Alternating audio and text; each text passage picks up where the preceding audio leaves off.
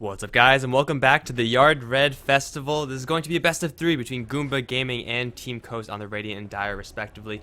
This is going to be the first, one of the first rounds of this tournament, so no one's up for elimination just yet. The winner of this best of three goes on to face VP Polar. The loser goes to the loser's bracket to face someone who I don't quite know yet. Anyway, here on the HeflaTV 2 ESFX channel, I'm going to be one of your casters. I'm Mike Luris, and I'm joined by Mr. Blackadder. Good afternoon once again, ladies and gentlemen, and with any luck, touch wood, we're not going to have any other issues tonight regarding the stream. That said, sod's law. So if it does happen and it goes down, we will do what we can to get the stream back up for you guys. Yeah, had to juggle a couple of stream issues. The ESFX platform not exactly working out as I'm sure they would have intended, but eventually it'll settle out and hopefully it'll be flawless from there on out. But for right now, it's just going to be me trying to keep the stream together, and it should be pretty decent. These two teams, I think, are actually very similar as far as skill level is concerned. You definitely know a lot more about, at the very least, Team Coast. What are your thoughts on that? Between these two teams, I think, well, I know the Team Coast guys fairly well. They've had a bit of a roster shuffle since I knew both Solon as well as Steph Style and Frigoli, who used to play for the team. Solon still does, as the captain has actually traded off. It used to be Solon, now it's Hanskin, sometimes known as Blacklight. But these guys, they have one hell of a potential. It's just they need the practice to back it up. I mean, they did very well in the TI4 qualifiers over the last summer, which was something very nice to see from them. As I said, they just need some practice and potential. And I think Team Coast can go far. They have that ability. The flip side of the coin, though, for Goomba, I know a lot of these players by reputation. I've cast them maybe once or twice in the past. They usually go for an aggressive upfront style, and with the right game in mind, I reckon we could be in for an absolute blast. But they're both teams, I think, relatively equal standing, as you did say. Alright, so good to know I'm not totally too far off base. It does look like we're going to be seeing a relatively tame opening. Earthshaker, Skywrath Mage, going to be among the first to be picked up. Enigma as well as the Death Prophet getting banned out from Goomba, so I guess they potentially do fear the pushing power of Team Coast, and if I remember correctly, one of their players just loves Enigma. I don't know, it's been quite a long time since I've casted Coast. Solon likes the Enigma. I've seen him play that many a time. I've also come to akin him to be a Centaur War Runner. And a while ago, well, speaking of Centaur, we had to get the pickup for Goomba, but a while back, Solon literally played, I think it was 11 games that I cast in a row of Centaur, so I started calling him the Solentar War Runner. Huh. Well, unfortunately for him, that's not going to be available, and I've actually seen a lot of teams first picking Centaur, but not enough teams first banning Centaur. I feel like if you're going to be going up against someone who has played that in a row, like even a best of three, if they played a really good Centaur game number one, then it's worth a first ban, as clearly we see Goomba prioritizing it highly enough to make it first pick worthy, and I think Centaur is up there at this stage in the game. He's just such a powerful hero at what he does. He's hard to bring down. He gives utility to your entire team, and he does usually pretty well in lane as well. While I think is first pick material, I don't think he's in the first ban's material. I mean, then you risk letting through something like Razor, Terrorblade, Death Prophet. These heroes you cannot ignore. Centaur, you can play around him, you can deal with him. And if you ban a Centaur, you still are then left open to a pick like a Clockwork, who very much fulfills the same kind of role. Not only can he fulfill that same kind of role, he can also then terrain control slightly better than a Centaur can. The trade-off is not having the burst damage potential, but there are picks that fill the same kind of battle plan. I mean, one of the ones that I think we'll be seeing in the next few weeks upcoming will be Undying to that kind of effect. He can set things up with a tombstone if he can get positioned for it. I could buy your Clockwork argument. The Undying, I'm not too sure about. I feel like the only thing that really share is the disruption, and sometimes it's just not enough. The burst damage from Undying isn't really as high compared to a Centaur, and the initiation just isn't there. But that being said, it's just I would agree with you that Centaur's role is somewhat replaceable, but I still maintain that he is powerful enough for this stage, and whether it's first ban or first pick doesn't ultimately matter. We're going to be seeing a lot of Centaur in the upcoming months, and it's probably unavoidable. Bans are out, and Spectre, Viper, Ember Spirit, Invoker, lots of targeting towards those mid lane heroes as Team Coast pick up a Silencer, actually. This is most likely going to be a core silencer, be it mid or safe lane. He could certainly be a 4-role support silencer that could propagate into a semi-carry, but off their draft so far, potential for an offlane Void, a support Skywrath. This looks to be a core silencer for all intent and purpose to me. And that's good. I don't like support silencer. I just feel like it doesn't do enough. You have only a little bit of nuke damage, and not even nuke damage comparable to that of the Skywrath Mage, so you might as well get him some farm and then try to get an Aghanim Scepter for global silence. That being said, there's nothing really great to silence just yet. Usually you don't see silencer picked up until the enemy team has something like an Enigma or any teamfight AoE ultimate that you really want to get rid of. Brewmaster's still in the pool, but I don't think Goomba are going to be going for that one with the silencer on the field. Well, I would think with the silencer, it's going to deter so many of the more channeling-based heroes. I mean, there'll be no Witch Doctor in this game. There'll be no likes of the Enigma if he wasn't already banned. I mean, we could see still threat of maybe an Elder Titan, but off the back of a Venomancer pick, you've already got a core Centaur, and then you've got Vengeful Spirit and Earthshaker. This looks to be a core Venomancer, but we have had some wrenches thrown in the works. I mean, akin to... I've seen core Vengeful Spirit lately. A lot. Yeah, just one of the last games I casted with Team Malaysia, aka Titan, Mushi, and Old Orange. They just ran a core Earthshaker, so I mean, it's a little bit more rare than core Venomancer or core Vengeful Spirit, but it is something that if Goomba really wanted to mix Team Coast up, they could just go ahead and do that. They have lots of flexibility with their heroes, but at the end of the day, it's going to be the end results of them having a lot of early game pressure. That's what you get when you pick up a Vengeful Spirit, Venomancer, Earthshaker, and Centaur. All those heroes just so great just from level 1. Indeed, and I suppose the level 1 threat is what you really want if you really want to be fighting early, and that's what this kind of patch and meta has sort of emphasized. I mean, we've seen many more early game brawls and less pushing. We've seen more level 1 ganks. I mean, you want level 1 potential, Magic Missile, Gale, Hoof Stomp, Fisher. All of Goomba's heroes work at a level 1 potential. I mean, they could then throw in the mix something for just sheer damage. I mean, a Gyrocopter wouldn't really go amiss in this lineup for Goomba in my mind. I mean, they have the stuns, they just need right click. And if you want right click to go up against a Void and a Silencer, and a Puck, considering squishy a hero, Gyrocopter could work quite nicely. Yeah, I think Gyrocopter is probably going to be one of those premium heroes that Goomba are going to be looking to take up. It's probably, I would say, it's clear to you, it's clear to me, it's probably clear to Team Coast as well. I wouldn't be surprised to see them banning out one of those types of heroes. Luna could do a similar role, although I think Gyrocopter in general just does it a little bit better. Team Coast going to get yet another silence with the Puck. They're a little bit stun light. In fact, the only stun they really have is the Chronosphere and I guess the Coil, kind of. But yeah, they're going to be up against quite a few stuns from Goomba. Centaur Blink Dagger, as always, is going to be a really important item for Goomba to pick up. Well, Blink Dagger gaming for Goomba in my mind. I mean, Vengeful Spirit, you can get a Blink Dagger, increase that range of threat for the swap. Same for the Centaur and the Earthshaker, both of them Blink Dagger heroes to the T. I mean, you could even pick up a Blink Dagger Venomancer. We've seen that already today in the last series that I cast, but this is going to be aggressive nonetheless, and with a ban out now onto the Morphling by Goomba, there's that early kind of fighting hero that they want to try to forbid. I mean, a Morphling can fight fairly early if he decides to. What are Coast going to ban out in exchange for this? It'll actually be the Naga, so it's going to take away the ability just to split farm with, say, a Radiance Naga. But for Goomba, Gyrocopter is there, as I mentioned. You've got likes of, say, if they want something more strength-oriented, they could go for an Alchemist, which would work in terms of negative armor with a VS. They could go for something like a Dragon Knight if they want more push. And there are a couple of other options. Yeah, I think with the Centaur Earthshaker, they're probably going to prioritize ranged heroes over melee. And the Morphling would have actually been pretty good for Goomba, despite all the silences.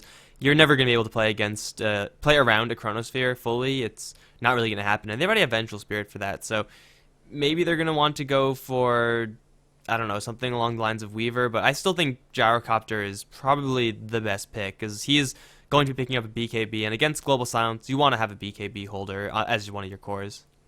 Well, BKB holder looks to be the order of business, certainly, but if you want a core that's going to be holding a BKB up against that lineup of Coast, it's going to be a hard one to call, considering you've got things like Chronosphere and the Global Silence to contest with. But Medusa, I don't think either of us expected that one.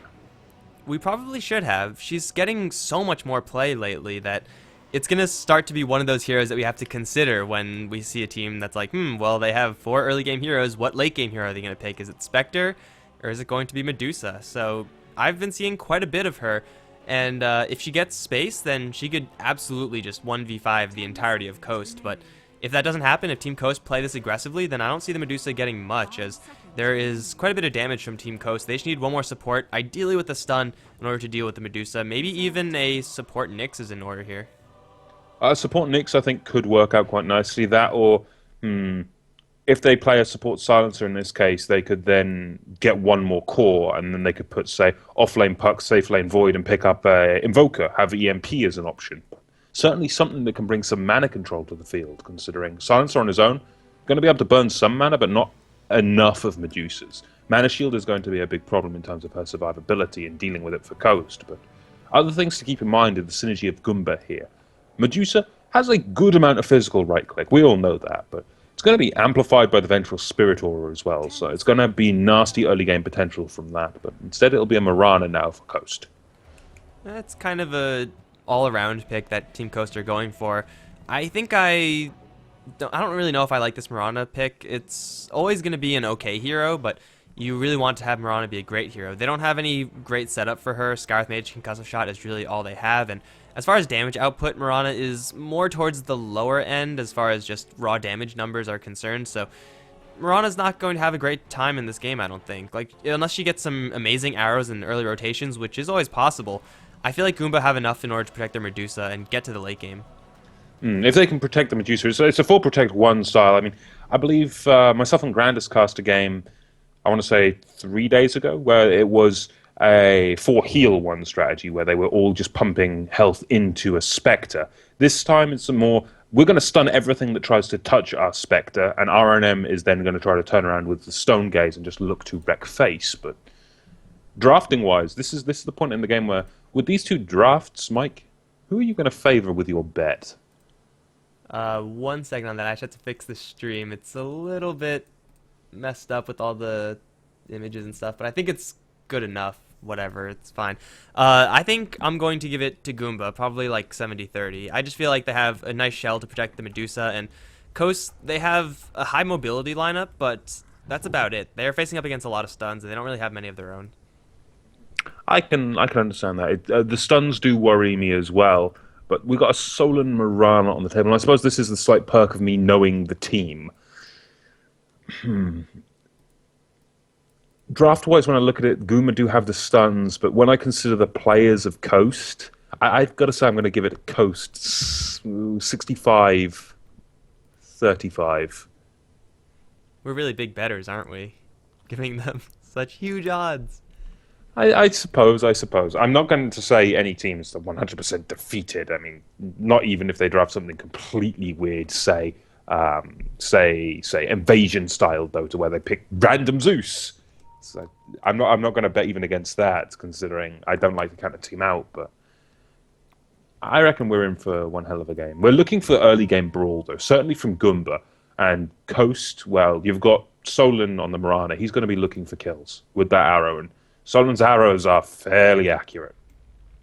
All right, so we'll see how accurate they truly are, and the follow-up from Coast is decent. It's not the highest from the early stages, but once they get a couple levels, then if an arrow lands on someone, then it's going to be fairly easy as far as bringing them down. That being said, Goomba, they do have a lot of aggression themselves, and if they get their chain stun on point, then they'll be able to punish Coast heroes very early on, as they don't exactly have durable heroes. I mean, the Puck is very evasive, but if he gets chain stun, then he's going to go down. Silencer and Scarlet Mage are both very vulnerable, and Mirana Faceless Void will again have their escapes, but the stuns from Goomba are going to be dangerous in the burst. So it's going to be up to the early stages to determine where this game is ultimately going to end up, as both teams going to be loading into their lanes.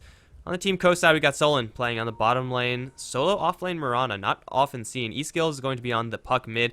Hanskin is on the Silencer, supporting along with Seal Kid's Scarlet Mage, and they're both supporting 8 Mother's Void. On the flip side of that coin, of course, for Goomba, we've got Chill on the Centaur Warrunner. He's going to be backed up with Edie on that Earthshaker, and we do have a 4-man rotation towards the top lane. We've got QPE on the Venomancer, and of course Gasha standing in. He's going to be on the Vengeful Spirit, but 8 Mother needs to be careful. Pings go out, 8 Mother realizes something's amiss, and just look at that. That's a trap if I've ever seen one by Goomba. But of course, Goomba do have one other player. It is going to be RMN on that Medusa. And Medusa right now on the bottom lane looking to go up against Solan, maybe 1v1, maybe 3v1. Either way, the Mirana isn't able to put that much pressure to the Medusa. I expect Goomba to leave a couple of their heroes up here potentially, although Centaur with so much regeneration kind of is acting like he is expecting to be taking a lot of chip damage. And against the likes of Skywrath Mage and Silencer, that's a pretty safe assumption. RMN has actually rotated all the way up here, so we might be in store for a complete lane swap. Yeah, Chill's going to moving down south, and it is going to be an aggressive tri-lane with Medusa. What are your thoughts on this one? I honestly don't know. I mean, Medusa doesn't generally have much physical right-click at level 1. She can be heavily punished. She doesn't have, say, the kill potential that you'd expect of perhaps a Mirana or an Alchemist, which are much more favored in tri-lane scenarios, considering their stuns. And it's going to be heavily down to Gasha and EDE to be able to set these kills up for RNM to follow through with. This is the thing. You can't really set up, say, on 8 Mother with the Void like that, because he will just leap out with the Time Walk. It's the big problem here. And, I can't see this going all too well for Goomba, personally, if 8 Mother can get any form of good farm. Unfortunately, right now, the protection isn't quite there. Skywrath Mage off to the right is got to be a little bit careful. He's going to get fissure blocked in, maybe eating his way out of here. 2 trees are down, but he's still stuck. Edie's not going in for this, and neither is the Vengeful Spirit. They could have put a lot of damage onto Seal Kid. Now they're going to go, but it's way too late. They're going to throw a stun onto Handskin regardless. Snake is available, but there's nothing really to bounce it off of, and it's just a little bit of damage going to the Silencer. They could put a lot of damage on the Skywrath Mage if they fully committed to that. I would be inclined to agree with that one. I guess there might have been one tree blocking it, so they couldn't have passed through that area. Maybe just a bit of pathing issues, but in all honesty, I expected more aggression out of Goomba there as well. They had that opportunity, they just couldn't take it. Well, either way, at the end of the day, they force out two tangos from the Skywrath Mage, and they were, of course, eaten very close to one another, so it didn't actually do that much. E-Skill's in the mid lane, getting hit pretty hard by the solo mid Venomancer. He's very close to death, actually. Puck, he's going to throw out an orb, and Cube is going to just narrowly dodge that one. But the Puck so desperately needs his bottle right now. Fortunately for him, he's going to have it very shortly. But Venomancer versus Puck, it's not a lane that we often see. It does get a lot better from the Puck moving forward. Well, it's not a lane we often see, and honestly, if E-Skills can control this, and in all honesty, he should be able to with a Puck, and be able to pick off any S wards at this point, considering Venomancer only has them at level 1, I think that should still be favourable towards E-Skills, at least for the first 4 levels of the game. After that, the wards can start to become a pain, yes, but it still should favour the Puck. I mean, in all honesty, the silence, the damage of the orb, when Dream Coil comes up, the kill potential. I'm not sure about you, but I favour a Puck quite massively in that kind of matchup. Yeah, the Venomancer doesn't actually have any ways of killing off the Puck unless the Puck gets a little bit suicidal. And the Puck has a ton of ways of killing off the Venomancer. The Venomancer is pretty much guaranteed to get farmed because he is going to go for such a heavy Plague Ward build, and the Puck is going to be pressured close to his tower for sure, but that's something a Puck can deal with. Overall, the Puck is going to have options, whereas the Venomancer is going to be pushing and then probably dying a couple times. Arman diving deep up on towards top lane. He wants to go onto Seal Kid. Where's the fissure? It's not there just yet. They're not going to even throw anything at all. Arman actually losing most of his mana pool with only a level 1 mana shield. It's actually going to, completely tap out the Medusa of mana, and that's not good. That means no Mystic Snake harassment at all. It's one of the nastier things about Mana Shield early on. The damage per mana is not that great. I mean, it costs so much mana at this point to just be able to absorb up that kind of level of damage. And having the Mana Shield on that early to try to survive that, I don't think was necessary. She was going to survive either way and still had a salve, so it would probably have been wiser to, say, forego using the shield and just having the salve up after. They're still dancing around this top lane, but so far there hasn't been any true acts of aggression. Going for the Faceless Void is really hard just because he does have that Time Walk backup. Going for everyone else is also pretty hard just because they're not in range. So Goomba, at the very least, they're keeping 8 Mother a little bit off the lane, but he still has 14 CS. The Faceless Void isn't getting pressured enough right now to make this tri-lane worth it. And though Medusa's getting farm as well, the offensive tri-lane isn't getting kills. It's not pressuring the enemy. It's not really doing that much for Goomba. No, it's not. And with an aggressive tri-lane, even with the Medusa, you need kills. I mean, you're committing your supports on this lane for so little. It's very rough to deal with. The Fissure will come through trying to harass out. The Snakes are going to be thrown as well. Can Gasha land a Magic Missile? I don't think he can. And now the damage is just being thrown into RNM again. He's being forced so far back, and he even got disarmed for a few seconds. But now comes the turnaround. 8 Mother taking quite a bit of damage. He did backtrack a couple of right clicks there, though, which did buy him some time. But EDE coming forward. He has that Fissure. Going to connect onto Hanskin. Can Hanskin survive this one? Leap goes over the side. Going to block out EDE for a few seconds longer, but one more right click comes through from the Earthshaker. It's first blood, killing off Hanskin.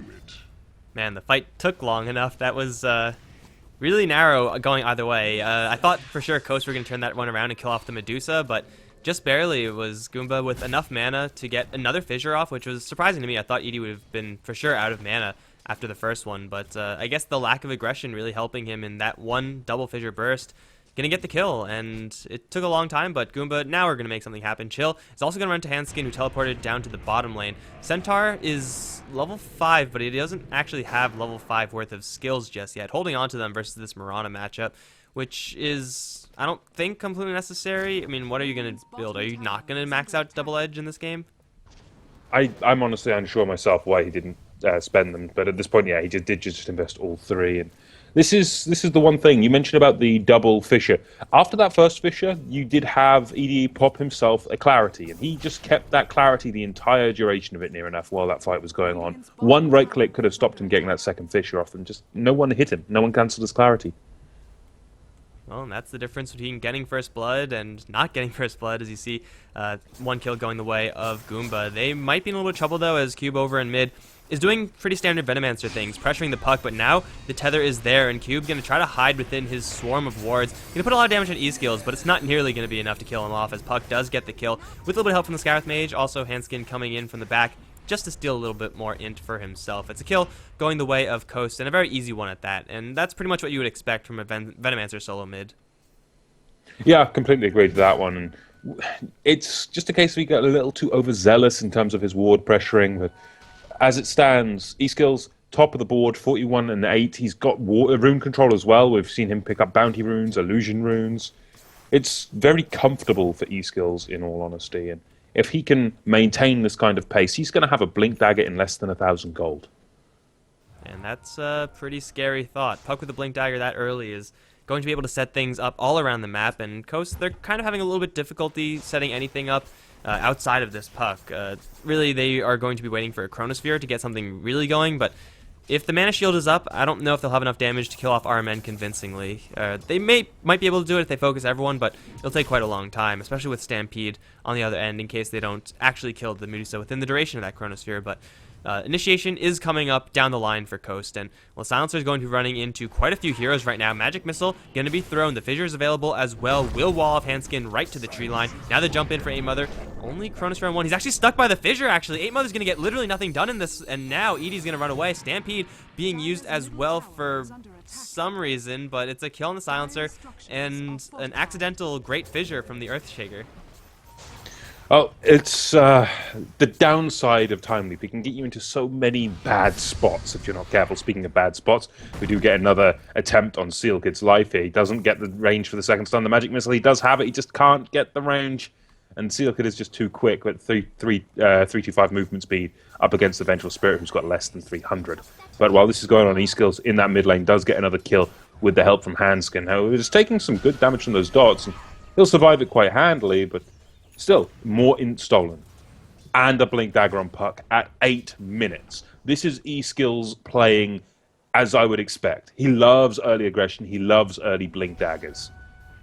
And who doesn't love early Blink Daggers? I mean, you take a look at Centaur and compare the Puck's farm to him.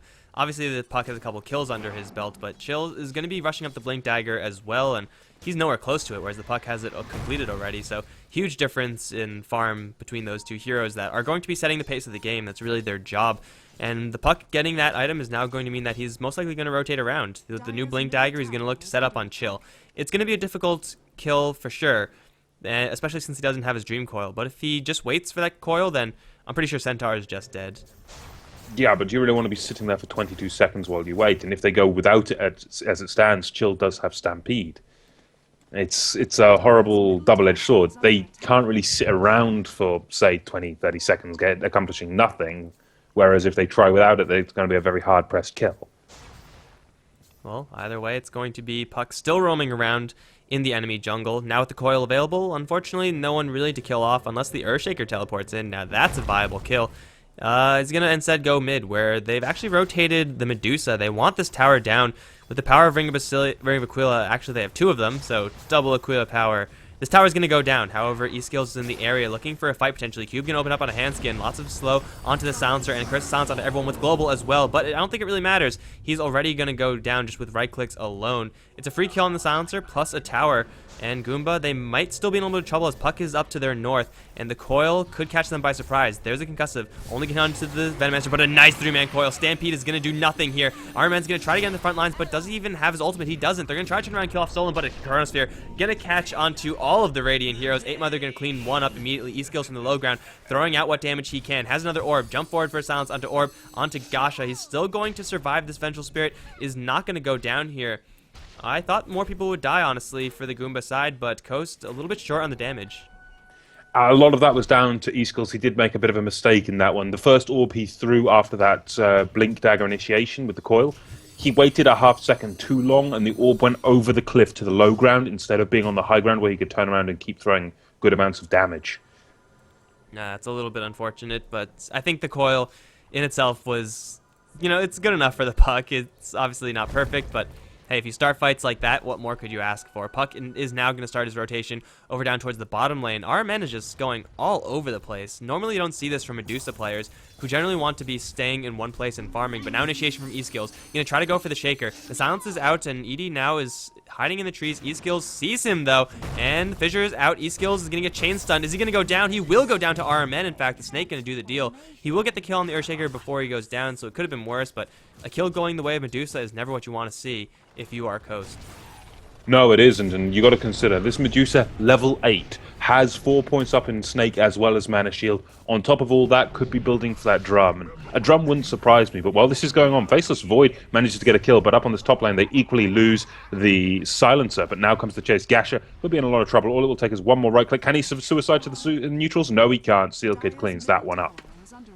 Yeah, Goomba were trying to start a fight under the tier 1 tower. I don't really know why they were doing that.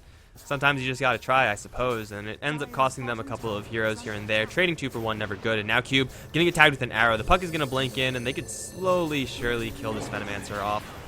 Arrow from the side, and that was actually Solon's first rotation, I believe. First rotation, first arrow landing for a kill. Not too bad. No, not too bad at all. I mean, I was sort of expecting Solon to rotate earlier, but in his lane, he had pretty much pick of the litter. He was farming up quite nicely, and he's already got Phase, Aquila. He's going for a Maelstrom. This is comfortable for Solon. 12 minutes in, it's not bad farm. Yeah, it's actually pretty good farm. Versus the Centaur, the lane is not terrible for Mirana, but it's relatively even. Mirana is kind of in danger in that lane sometimes, especially with Stampede online, but Centaur hasn't been getting any opportunities to go aggressive versus the Mirana, and kind of likewise for the Mirana. So overall even, but they're going to land another arrow into RMN. Mana Shield is up, but it only lasts for so long. Here comes the VS in order to buy the Medusa a little bit more space. In the meantime, the kills are happening on top lane, where 8 Mother drops Chronosphere, killing off the Venomancer first. That was the first flare, and now the Stampede is out. Edie going to try to run back in, but 8 Mother is going to dive in first. That's going to be the death of the Earthshaker, almost for sure. No, he's going to turn around and land a Fissure. Seal Kid going to take the aggro. They're both going to survive. In the meantime, bottom lane, they're going to die for the Mirana. They're going to kill her off, but now eSkills comes in with the orb and the coil. Going to take a double kill instantly. Gasha stuck in the trees, doesn't even have enough mana to TP out. He's going to buy out before he dies, but I don't think he can escape. They don't know he's there. Stay there, Gasha. You're perfectly fine. I think they reckon he TP'd out in time. If they had moved the illusions 1 more millimeter, they would have actually seen him, and Gasha will escape that one completely free. But as it stands, it's a very, very rough bit of business, and he manages to survive somehow by the skin of his teeth. But nonetheless, the Puck does have those power treads, and that's going to help out certainly. You're going to be able to just manipulate that bottle, get the maximum mana potential out of that one. And what do you think eSkulls is going to go for next? Do you reckon it could be a straight sheep stick? Yeah, I mean, he's 5-1-2. He's pretty much swimming in gold, so if you're going to be getting anything, you might as well make it a big ticket item. Handskin up on top is going to be initiated by Centaur Gale as well. They're just trying to take down the tower, not really helping their silencer, kind of leaving him for dead. And, well, he is in fact dead. And Coasts are not going to get anything off of that except for a denied tower up top. Edie, though, still looking for initiation over on Solon.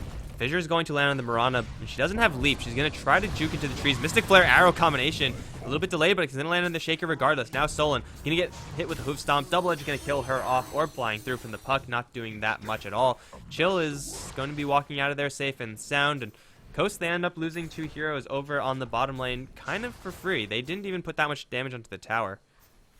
No, it's maybe just a miscall, perhaps. That's at least the best thing I can think that happened in that scenario. And the orbs will continue to fly through, but eSkills will help himself to another bounty rune. I believe this is his 3rd, if not 4th, bounty rune of the game, so that's going to certainly help him out. Medusa items, thoughts? Medusa items? Let's Yes. have a look here. Mask of Madness. I think my thoughts on it are in the name of the item. Okay. I would agree, actually. Maybe I wouldn't use those exact words because I'm not as poetic, but hey, the Mask of Madness is going to get some value now. Hanskin going to feel the wrath of the Medusa, but now the Berserk is still active, and in the Chronosphere, Mana Shield taking most of it. Arman's going to survive for a little while longer. Edie with the Chain Stun potential is there to save Arman, but the damage is way too high. That's going to be the death of the Medusa. They're going to turn around and try to kill off 8 Mother. Teleportation is going to fail. The Chain Stun is going to be enough. The Time Walk up to the Centaurs. The Centaurs are not going to kill the Faceless Void. It's actually the Venomancer's poison to do it. Now they're going to chase after Solon with the Stampede. The Moonlight Shadow is out. Is there another fissure? 3, 2, 1. Is Edie going to throw it? How baller are you? He's going to get silenced and he's going to die. That was kind of anticlimactic. And now E-Skills up to the high ground. Still looking for the Venomancer. Not going to find anybody. Mask of Madness, good if you're not taking any damage, but I don't think Medusa can rely on that. No, if that Mask of Madness goes up and then a Chronosphere drops on top of it, it's pretty much a dead Medusa, even with that Mana Shield up.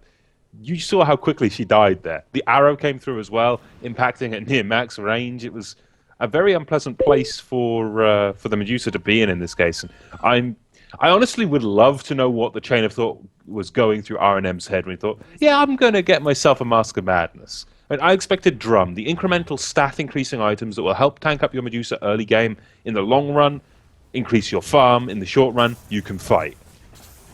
I expected anything but Mask of Madness. That's probably like one of the last items behind Basher that I would list for, Medusa to get. It's okay, maybe super, super late, but right now, even if she does have a whole lot of attack speed, what is she going to do with it? She doesn't actually hit as hard as like a Drow Ranger or a Sniper with Headshot.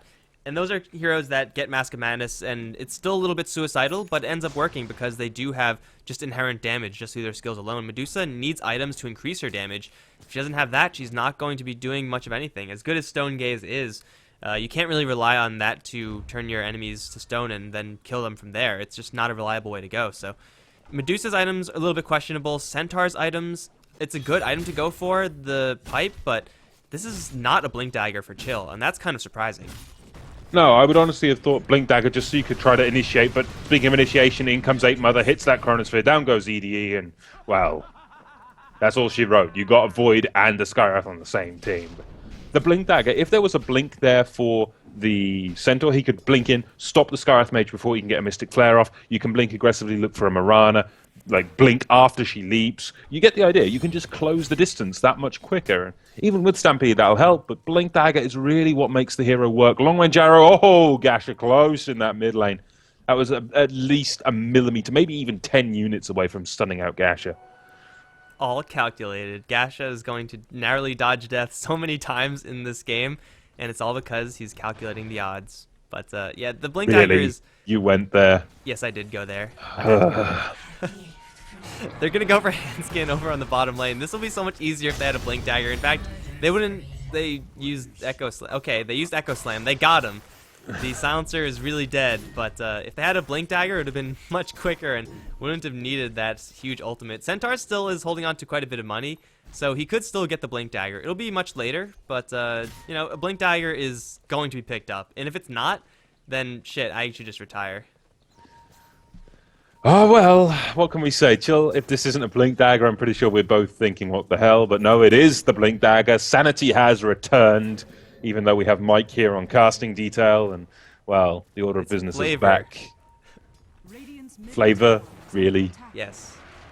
Mask of Madness going up for Aaron again. He's trying to TP out. Is he going to be able to escape? I think so, yes. There's going to be no threat of that one. But in comes 8 Mother. He's going to find Gasher instead. There's no escaping this one, and he skills with a Dagon as well. Good luck running from that. Coast, 12-16, taking the lead. Alright, so Puck is not going to be going for a huge ticket item. Dagon 5 is the most expensive item in the game, but I doubt the Puck is going to invest that deeply into this item. It's just an item to kind of artificially increase the early game potential for this Puck, as she's going to have now another bit of damage in order to put into that combination. They're going to find Chill and, well, Faceless Void damage. Not quite enough. Stampede is there, and Chill might turn around for 8 Mother. Double Edge, a little bit too risky. Here comes the Venomancer to support. Does have the mech, and Faceless Void is going to piece on out of there. Chill's going to get bottled up, and now with the bottle and the regeneration from the hood, he could actually turn around and make something happen if someone was there. Unfortunately for them, everyone is not there. They're all in the bottom lane, so aggression is not going to be leading into much of anything. 8 Mother also has gone for a Mask of Madness. Unfortunately, the damage just with the Faceless Void alone isn't enough to kill off the Centaur. Well, what surprised me there was the arrow missed from Solon. If that arrow would have landed, Chill would have died, hands down. There was no escape if that arrow landed. But it seems it's going to be an upgraded Dagon at the end of the day for E-Skills, and that's Dagon 2 now, so his burst damage is starting to get a little bit more scary. I guess if you want to punish a Mask of Madness, you dump a Dagon Blast onto them. Getting that amplified, it's like a level 3 Dagon, kind of, maybe. I don't know how the math checks out, but you get the idea. It does a lot of damage onto the Medusa. Still, it's not the best item. I think just going for Sheepstick might be better. It depends on how well they play for the next 5 minutes. That's going to determine how well this Dagon works out. Chill setting up on Solon. Blink into a Hoof Stomp. Double Edge. Going to kill off that Mirana. Even Global Silence being used way too late, though. Well, there's your power of your combo with the Blink Dagger. It's just too damn strong. And you were asking about the math. Now, math, it's a 30% increase. Doing very, very quick napkin math, it works out to be about 700 damage-ish, give or take a little bit. So it's near enough a Dagon 4, as you say. Of course, that's before resistances and other shenanigans, but you get my point. Yeah, it hits very hard, and I think that's what we're all supposed to take home. Chill is going to, first of all, dodge a coil. E-Skill's already deployed it, didn't get much done with it. Chill is going to lose a little bit of mana on his way out, but with the hood, he's a very difficult hero to kill. And a Blink Dagger being picked up from the Earthshaker. I didn't expect this item to come up for quite a long time, but now that it is up, together with the Centaur, Goomba are going to be able to start some pretty nice fights, and crucially, those fights are going to buy space for RMN, so that Coast don't get right on top of their Medusa with Mask of Madness. I think one of the bigger items is actually the one you didn't mention there. They got a Veil of Discord up on the Venomancer of QPE. Oh. That's going to cause problems. Veil of Discord in this lineup, you would be surprised how much it actually amplifies the damage of Goomba by. I mean, we all think, okay, Poison Nova gets the amplification, but also Echo Slam, the Hoof Stomp Double Edge combination, Fissure, Magic Missile, the works, Mystic Snake as well, actually, considering that is counted as magical damage.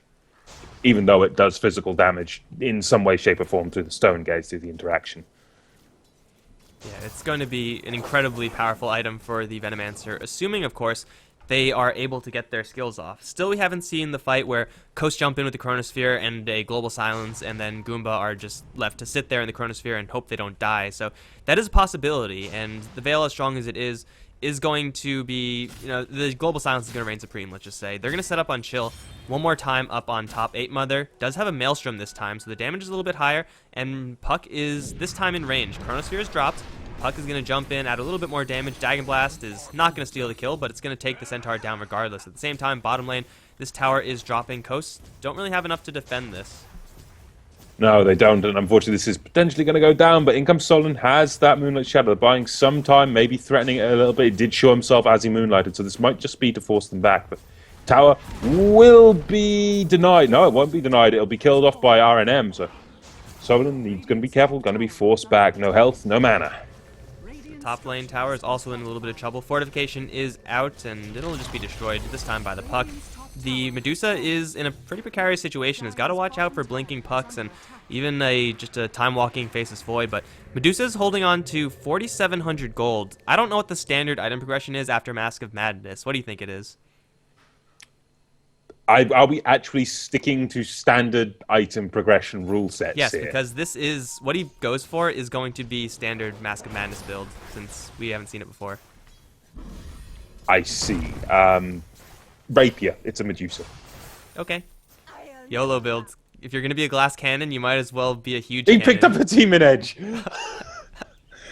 That's hopefully a MKB. Although if he picks up a DR, I don't know. You can say whatever you want. I prophesized a rapier at the end of the day.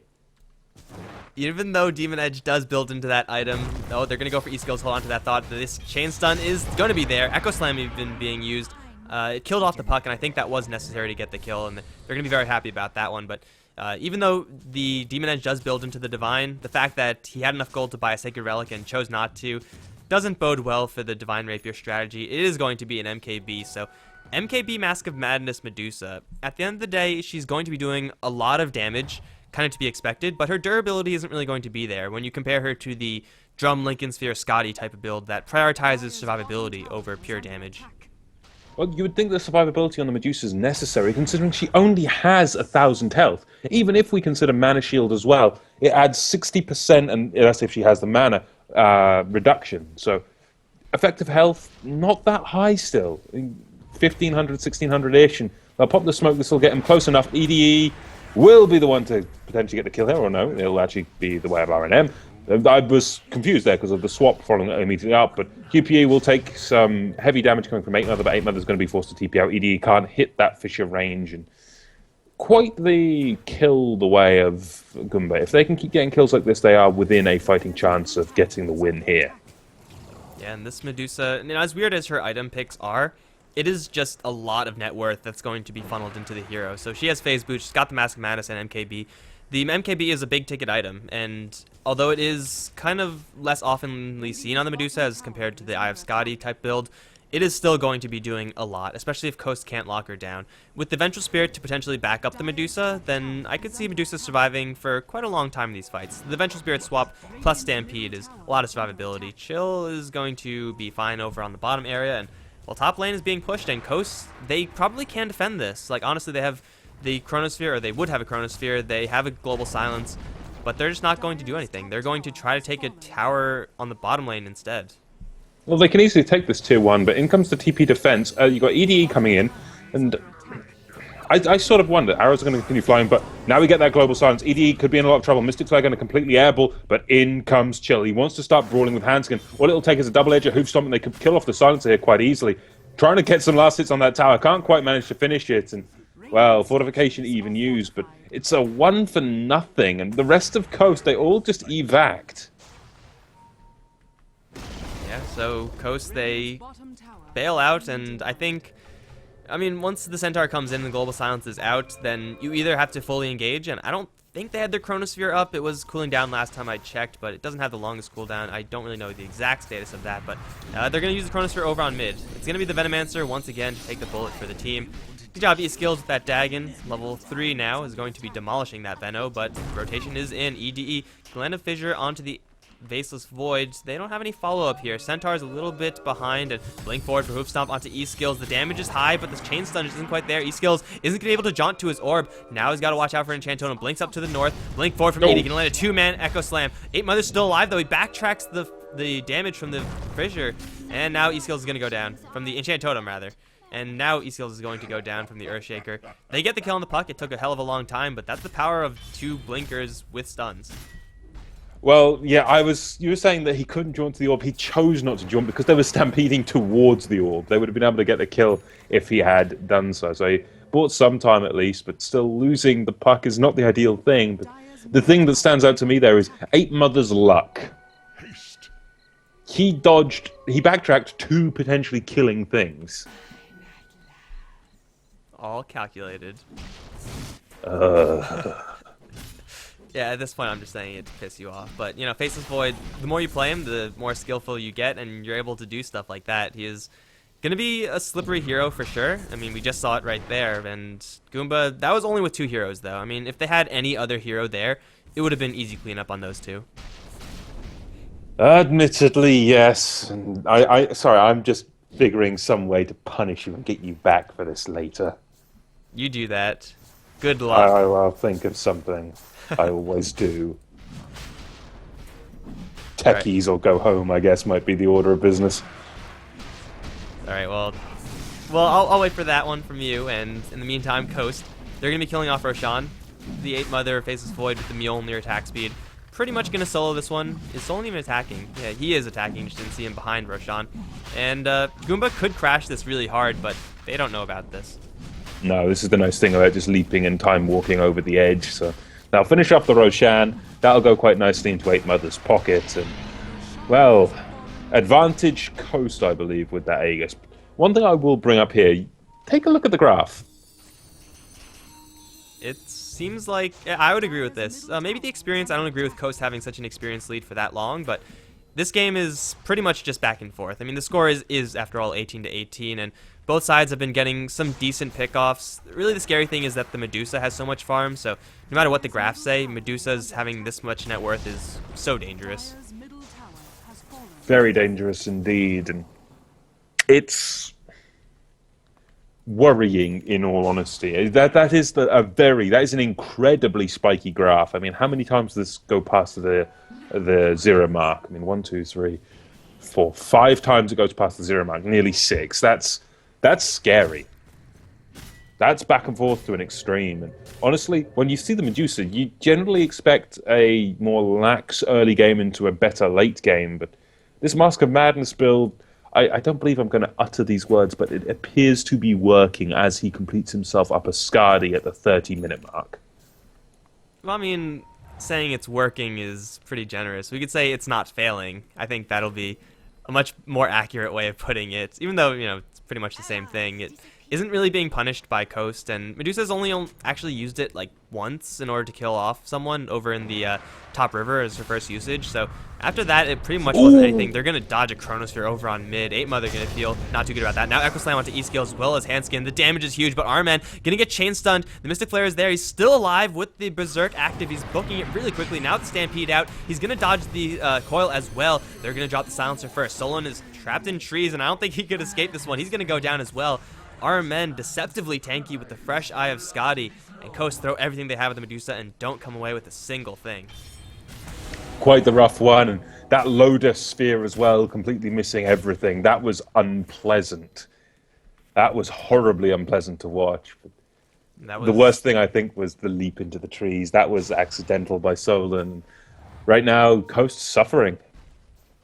And the sphere, perhaps a little bit of 0.82 getting to Coast. I don't think that would have happened in 0.81 just because it would have come out faster. Here comes 8 Mother once again for Chill, but I don't know if this is a fight he wants to take. He's going to get chain stunned and obliterated. Aegis down from him. Arman completely out of mana, however. So this Medusa is all of a sudden a viable kill, although I'm pretty sure there is a swap. This there is. So if Arman really wants to, he'll just get bailed out. 8 Mother taking once again a lot of damage. E-Skill's going to jump forward. Will kill off the Earthshaker. Now jaunt away to the orb. Still the tower has gone down. And it looks like they don't have any more momentum here. If the Medusa was at full mana, they would want to push this, but she doesn't exactly have that much, and they're going to fall back happy with what they got. A free tier 3 tower and a couple of kills to boot. Indeed, and as we stand, that's a Manta for the Mirana in exchange of Solon. He's trying to get some items up, and they pick up a gem onto Seal Kid as well. So these items will help to an extent, but the gem is more for dewarding purposes. I mean, there is no massive invis hero or any invis threat to deal with, so what is it going to find to deward? I mean, maybe this ward here. What else can they see on their side of the map? I mean, you got one here, but it's just lane wards, really, and most of these are about to time out, so the gem's not going to really do that much. Well, I mean, that's sometimes the price you pay. They're probably just going to take a quick sweep around the map and then just drop the gem off in base, although the Medusa's carrying a gem of Goomba as well, so gems on both sides, and still the Observer wards are up, though. I mean, they are pretty much mirrored. The Dire have some pretty deep wards in the Radiant side of the map, and same exact thing for the Radiant, and ultimately, I don't know if any of these wards are going to be destroyed, actually, so maybe gem's not going to be contributing too much, but either way, it is going to potentially be a lot of map control. 8 Mother is in a little bit of a precarious situation, though he doesn't know it just yet. Has a Chronosphere to get out of there, so he should be just fine. Not if he shows his face on bottom lane, though. Then he could be in a little bit of danger. Yeah, look at the entire team starting to fall in on him. 8 Mother's in a lot of trouble. Chill's seen him. Can 8 Mother escape this one? 1 stun, 2 stuns, 3 stuns, and he's out of there. Earthshaker with the batter swing. Yeah, getting a huge enchant totem hit. I mean, it is not the core shaker, but still, it doesn't even matter. Once you have level 4 enchant totem, that's like a 400 damage-ish physical nuke. It's a lot of damage. 400 damage-ish, and the rest. I mean, it's quite the physical damage increase, since it's a 400% increase plus the base. Yeah, so it's a huge amount of damage. If you get the minus armor from the VS or the Stone Gaze Petrify, I guess it's called, then people are just going to be dropping left and right. They do stampede forward, trying to kill off the silencer. Unfortunately, everyone is in a part of that except for the gem, which I don't know where the gem went. It looks like Earthshaker has it. Unfortunately, he wasn't there. So the Moonlight Shadow allows Coast to escape, and they're still split pushing up on top where Solon has Manta Style. It's not the most pushing power from this Mirana, as really Manta Style is not the best at taking towers, at least not without substantial item backup. Now Smoke Up from Goomba. They're going to probably take a trip into the Dire Jungle. I wonder if they're going to find anyone. Doesn't look like they are. No, it's a smoke. They're going to start rotating towards that top lane because Solon was there, but Solon leaped away and started TPing out. This is sort of giving time for Coast to start to regain their footing. I mean, they've got now the Dagon 5 on the puck. That's going to be a fairly nasty amount of burst damage. Personally, I'd prefer to see, say, a Hex, just for the extra control. And Solon will leap. Can they find anything off the back of this one? They catch RNM in the Chrono, but the Chrono alone, I don't think it's going to be anywhere near enough. RNM is just so damn tanky. In comes the Mystic Flare. Oh, he does go down. When E-Skills escapes that Chrono, in comes that Dagon. But now Gasha could be on the receiving end here. If he goes down, that's going to be equally just as nasty. 8 Mother goes up onto the high ground. EDE starts trying to play Batarang with 8 Mother, but that's not the easiest kill. ED, is he going to try to come back in with a Echo Slam? Not a chance. We'll just go down to the Arcane Bolt, and there is a gem on the deck now, so 3 easy kills going the way of Coast. Coast are not out of this by any stretch of the imagination, and do we get another spike on the graphs? It seems we are. It's going down quite rapidly. That's the kind of team fight that I was talking about previously. The one where Faceless Void jumps in, and you have a Global Silence to back it up. If the Global Silence wasn't there, then VS Swap would have bailed that Medusa out, and then suddenly I think Coast are going to get completely wiped. But the fact of the matter is they got all their skills at the right time, and even the coil later on, it interrupted the fissure from Earthshaker, which would have almost fully disengaged Goomba. But, you know, dealing with these small mini stuns and the fact that Earthshaker's cast point is absolutely terrible means that Coast are going to take a very comfortable win over in that upper area. So if they could keep making these types of fights happen, then it doesn't really matter what the Medusa has. She was, as you said, very tanky within that Chronosphere. Like, 8 Mother wasn't doing that much, but once you get the Mystic Flare dropped on you, you're very quickly going to lose mana, and then once you lose mana, you're just dead. That's the downside with the Medusa. The mana pool can be burned so quickly, and this is without any form of massive mana burn. I mean, Silencer can burn some mana with, say, the Curse of the Silent, but this is all damage to mana burn ratio. This isn't, say, EMP or any other kind of burn. This is brilliant. The level of damage coming through from Coast, while I didn't feel that it was enough, clearly is. Especially when that Dagon came out. You saw how rapidly that Medusa dropped. Yeah, to be fair, I guess, Goomba, they were kind of fighting 2 fights there. Like, once it was just Medusa being picked off, and then there was another fight. So if they were in the area, maybe they could have gotten something else. They don't have any BKBs, so Global Silence still would have crippled them. But if they do manage to catch Armen in that isolated role and focus her down with everything they got, then yeah, Medusa's not going to be lasting for very long. But if it's a little bit more clustered, if the fight is more chaotic, then I don't think Coast are going to be able to comfortably do that. And if they don't launch everything they have against Armen, they probably won't kill the Medusa, at least not as convincingly. Well, a convincing kill of the Medusa is what we sort of need to see in every team fight. If this Medusa is given enough time to stand there, get off a Stone Gaze, right-click away with that MKB Mask of Madness build, which is still painful to think about, it's going to be a lot of physical damage, and she'll be able to shred anyone that she could possibly want. Didn't notice this before. I don't know when Silencer picked this up, but he's found enough cash for an Aghanim Scepter, despite the fact that he has died 10 times. 4 minutes ago, he managed to finish that one up, and it's going to help out, but I'm not too sure how much I like this kind of build. I mean, he's got 16 stolen intellect, that's 8 kills worth. He's got an Aghanims, which means he's going to have some kind of global presence, but still what sits in my mind is more what other options he could go for that can help out a team fight. Orchid, maybe. Scythe of Vice, better. Refresher, possibly. Aghanims doesn't seem like the right choice to me. I mean, Aghanims isn't the worst item to pick up on Silencer. Adding 1 second duration certainly pales in comparison to a Refresher Orb, but if you somehow get a Refresher Orb straight after, then you're going to be crushing the team fight of Goomba. But, you know, it's going to be incredibly useful, especially since the puck hasn't gone for any sort of huge utility item. The fact that Silencer has gone for something utility is certainly going to be useful for Coast. E-skills with level 5 Dagon. I think now is about the time you go for Sheepstick. I mean, it would have been nice first, but sometimes you just gotta nuke people down. And I think overall, the Sheepstick probably, the Dagon has probably been worth it for E-skills. I could see it's worked out to an extent. I mean, it's good in bursting down the shield, as we've said. It's good in bursting down these extra heroes in the Chronosphere. I try to weigh things up mathematically. I weigh that up versus a 3-second hex. And a 3-second hex guarantees you time. Maybe not the time to do as much damage as a Dagon could do, but it helps you in all the team fights. And now we get that Chronosphere. They're looking for Chill, but 8 Mother just cannot do the damage.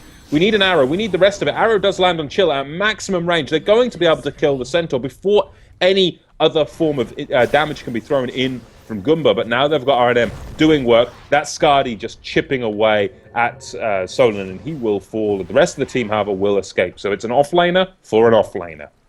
I think it's also important to note that Faceless Void dropped to half HP within the duration of his Chronosphere. No one was hitting him. That was 100% pure return damage, and that's what happens when your Centaur has a Heart of Trask. He's going to be very difficult to kill, and he's going to be returning a lot of damage. He's going to go for an armor item next, not really too surprising there, and once that happens, I don't think the Faceless Void is going to be able to kill off the Centaur like that. It looks like Goomba, without their Centaur, that means no Stampede. They're going to go for this push regardless. Mask of Madness RMN is going to demolish these buildings pretty quickly, jump in from 8 Mother, doesn't have a Chronosphere, he just used it, and now the Stone Gaze is out from RMN. One of the first ones in the game, actually, is turning E-skills to Stone, and the physical damage is huge. It's going to bring him down. Also, Hanskin and Solon going to draft very low. 8 Mother gets swapped back, backtracking quite a bit, but he will go down as Edie, cleaning up with the huge Echo Slam up on North. 2 buybacks from the Faceless Void and the puck, but the Rax is still taking a lot of damage. RMN completely out of mana, but is it going to matter? They can't really take a great fight off of this, although Chronosphere 3, 2, 1 is going to be cooled down. It's too late. Raxes are down, and Goomba are going to have a very nice smash and grab with a couple of extra kills as well. Indeed, there's very, very little that can be done there by Coast to try to hold that. I mean, that Stone Gaze was absolutely perfect. It petrified E-skills. And with E-skills being locked down in stone form, there's just no way to survive. You're then taking damage from an MKB Mask of Madness Skadi. It's too much. It really is. And I believe it's time for Roshan. The big man will be focused down by Goomba now. And with Roshan being the order of business here, who picks up the Aegis? Surely they're going to put it on RNM. However, he is fairly farmed at this point, and he's got 5.6k. Is this a case that you get an Aegis and then look maybe for a Divine Rapier, this being a Medusa after all? Yeah, the Divine Rapier Aegis combination on Medusa is better on her than almost every single other hero that comes to mind, so I wouldn't mind seeing that, and she could pretty much buy that one up. Hanskin going to run to Chill over in the jungle. Chill putting some pretty good damage into the Silencer, but here comes backup in the form of Puck and Scarith Mage. They're going to deploy the Coil, Dagon Blast as well, so Chill's going to turn around and Stampede. Pipe is up, and he's taking pretty much no damage from these 3 heroes, although now the damage is going to start to flow. The Mystic Flare not going to kill off Chill just yet, but it will bring him down in the end. Silencer, last word, popping him off, and then instantly everyone's going to TP out. Huge rainbow of TPs, and everyone gets to live. Chill, once again, kind of getting caught out in an awkward position, very far away from the rest of his team. And it is, instead of, say, a Divine Rapier or anything else, it's a full heart for RNM. I mean, that heart is going to help him tank up, certainly, but it still, to me, seems like an odd choice, because it doesn't provide her any damage, it just gives her sheer health. And you've just got yourself an Aegis, so you have that ability to take that one death if you need to. It's a very odd choice, going for the survivability route on a Medusa when you've been playing in a very aggressive way anyway. I mean, the other option would have been a Butterfly, and a Butterfly would have given you effective health. You're past the 1800 threshold where dodge becomes better than flat HP. But I suppose it's safety over glass cannon. I guess it gets a little bit better since she has a Mask of Madness, so that she could kind of overcome that Berserk damage increase. But yeah, I think a Butterfly would have been almost completely better for the Medusa. Or if you want to go for just a pure survivability item, you don't necessarily have to go for raw health. You could go for a whole lot of mana as well. If she decided to pick up a Sheepstick, it would have added a lot of utility to the Medusa and a lot of survivability as well, just having so much intelligence extra. So either way, it's going to be a heart, and I don't know if I've actually ever seen this item on Medusa before. It just seems too one-dimensional for the hero that kind of just needs everything. That's why she gets Skadi, because she needs everything. I'd be fully inclined to agree with you. If this was a Morphling, I could see it, because then you could just morph away all of that strength into agility. But Medusa? I don't think so. But I'll do a quick bit of napkin math, considering she's got 3,000 health and 1,400 mana. That's quite the bit of effective health you've got now when you consider Mana Shield as well. And it's a case of Mask Commander, so let's start pushing for another tier 3. Can Coast hold this? That's going to be the question, because you can see the aggressive positioning from RNM. Even if they engage on him, he's got Stone Gaze ready to go, and they are going to lose this tier 3. There's nothing they can do about it, and now they're starting to lose another lane of racks. We need to see some form of defense, but it seems... Is this going to be a base race? I sure hope not, because Coast, they cannot win a base race. They're just not doing enough damage. They've already lost the melee Raxes. Now they're just going to rotate over onto mid. Because RMN does have the heart, they're more than happy to let the Medusa tank this one. But, I mean, the tier 3 tower isn't even dead yet. This is Coast throwing a Hail Mary, and it's not going to be caught by anyone. They're going to initiate now onto E-Skills, hexing him up with the fresh Sheepstick of the Venomancer. The Rax are going to go down as Handskin's going to get initiated upon. The Mystic Flare is going to drop onto Chill. It's going to do a little bit of damage, but he has a heart and a pipe. He's going to be just fine. E-Skill's still alive somehow. What's happening in the base of the Radiant? A tier 3 tower is down. Nobody gives two shits about that, and that's going to be mega creeps for Goomba. Coast, I don't think they could have defended that, but I think they should have tried. Yeah, I would be inclined to agree. It would be a very hard kill, but if they could have brought down that Medusa, it would have been one hell of a lot of gold. But as we stand, game 1 of this best of 3 goes the way of Goomba. So, Mask of Madness Medusa. I still don't think it's good, but if you could somehow get away with it unpunished, like if the Faceless Void doesn't prioritize you, then it's not the worst item. No, I don't think so. Don't do it, guys. What he said. Alright, guys, so thanks for watching. We're moving on to game number 2 of the Ard Red Festival between Goomba and Coast. Goomba winning this one after a pretty weird selection of item choices, but it's a win nonetheless.